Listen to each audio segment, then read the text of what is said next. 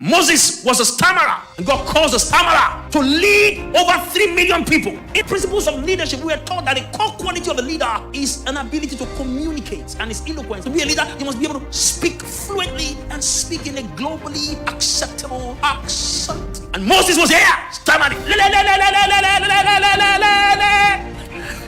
my people go. And that's why he had the rod, because he didn't have to talk too much.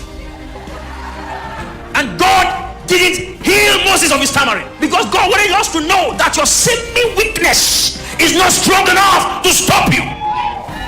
What you call is a weakness can stop you. So Moses led the people, stammered, faced Pharaoh, stammered. Pharaoh had to be patient. He was so finished talking with him. Stammered. Korah, Dathan, and Abiram rebelled against Moses. Moses had gathered him to one side. The Bible says he was not done speaking. He had not finished because he was stammered. If ever man of God, the grand said, don't worry, we know what you want to say. Who will open? Is the juxtaposition of the strength of speech versus the strength of the spirit. They're learning how to speak, but you have no power.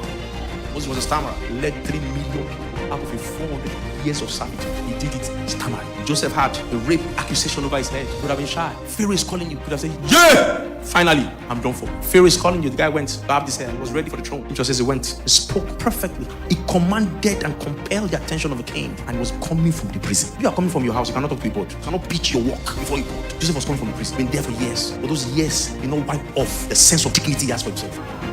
David was abandoned and unloved by his own family. Some people wish you had in a different family. I don't even know what I'm doing this kind of family. His father forgot. They were going to choose king. His father already summed up in his head that God can never choose David. And so they didn't even present. Some of you are angry with your uncle that he didn't submit your CV in NBC. David's father removed his CV from NBC. Didn't mention his name. Samuel said, come. Is this all the children? I said, there's one, but he said it dismissively. He's taking care. Samuel said, until he gets here, we will not see. He was far away when God said, that's him. Arise and anoint him. Gideon was the last born. For those who think that they can't amount to anything because they are last borns. And Jephthah was born by a strange woman. Deborah was a woman. And I say that very categorically because in their days, women don't speak. Deborah! I arose Deborah, a mother in Israel. So what feelings of incompetence and inadequacy